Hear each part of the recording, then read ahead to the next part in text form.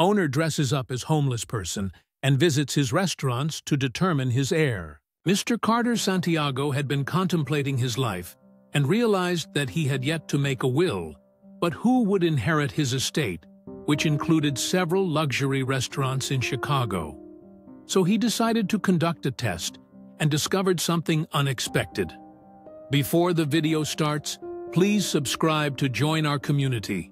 Your support helps us grow, and hit the notification bell to stay updated with our latest content. Despite what most of the city of Chicago might want you to believe, Mr. Santiago did not come from old money. His mother raised him alone while working minimum wage, and he took odd gigs around his hometown of Aurora, Illinois. To help out, Mr. Santiago started washing dishes at a restaurant, and he eventually became an assistant cook. But he wanted to do more. So he started taking night business classes at the local community college and later became his own boss. His first restaurant was small and had a simple menu, but it was brilliant and popular with people. Then he asked for his first bank loan to open a place in Chicago. And his success took off from there. His restaurants won awards. The best chefs from the country wanted to work for him. And it snowballed from there. He was the most respected restaurateur in the area. But as time passed, Mr. Santiago couldn't manage to run his restaurants anymore. Because he could barely leave his house due to illness, his doctors explained that it might be time to get his affairs in order. And that's how he ran into a dilemma. Mr. Santiago didn't have family left. He never found the love of his life, despite receiving tons of female advances, and he had no children too. Who should I leave my estate to? He often wondered. One of his lawyers suggested leaving it to a mentee or charity, but he wanted to think things through before formalizing his will. He sat down on his wide front porch with a notepad.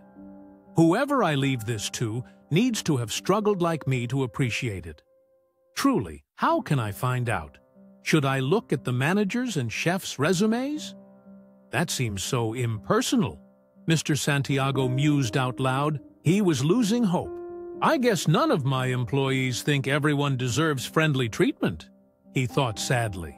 But Mr. Santiago wanted to try out one more place. Bambino. This restaurant looked fancy, but it was similar to his first place in Aurora. It served delicious and authentic Italian food, which was his favorite. This time he decided to go to the back and test things out from there. He knocked on the back entrance and the head chef came out. Yes? He questioned. Can I get a meal here? I have money to pay. Mr. Santiago declared, Give me a second. The chef answered and closed the door. Mr. Santiago was sure the chef was about to bring the manager and possibly a security guard to run him off. Fortunately, that didn't happen. The chef opened the door and ushered him inside. Thank you. What is your name? Mr. Santiago asked. My name is Benjamin Flynn. I'm the head chef here. Benjamin replied. He led Mr. Santiago to a table near the kitchen.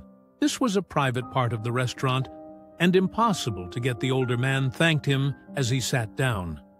They treated him like royalty, and when Mr. Santiago asked for the check, the chef said he had already paid. Why would you do something like that?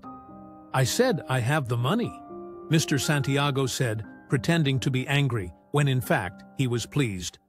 Sir, I know you probably saved that money for a long while to eat here. The food is fantastic, but some of the prices are a little too high. In my opinion, you should save that money. Chef Flynn revealed, You know, a lot of other restaurants didn't let me in. Why did you? Mr. Santiago asked. Ah, that's terrible. I mean, if you have the money, you should be able to go anywhere. I let you in because I know what it's like to be in your position. I was homeless for a long while until one kind man offered me a job years ago. He trained me to become a chef. Chef Flynn explained, and now you're here. I heard this is one of the best places in town. Mr. Santiago added, wanting to know more. Yes, it is. It's also the perfect job. I admire the restaurateur who created it. I plan to open my own place one day, one that will welcome anyone rich or poor. But this is great for now," Chef Flynn stated. Mr. Santiago was surprised Chef Flynn didn't recognize him, but it must be because of his homeless disguise. "Thank you, young man. You gave me a great deal to think about," he told the chef. Then, Mr. Santiago stood up, left several dollar bills on the table, and walked away. Meanwhile, Chef Flynn waved the older man goodbye and continued working. "Chef, the man left $1,000 on the table," one of his waitresses. Wendy said, "What?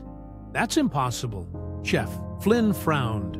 After Wendy handed him the money, he went outside and tried to find the homeless man, to no avail. He decided to divide the money among his staff. A few months later, he heard about Mr. Carter Santiago's passing and was surprised to see his picture on TV. A week later, he got an even bigger shock when Mr. Santiago's lawyer contacted him.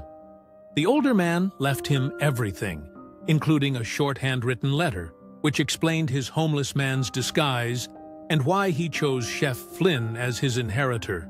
The letter ended with, "I hope you're up to the challenge of being the most important restaurateur in town.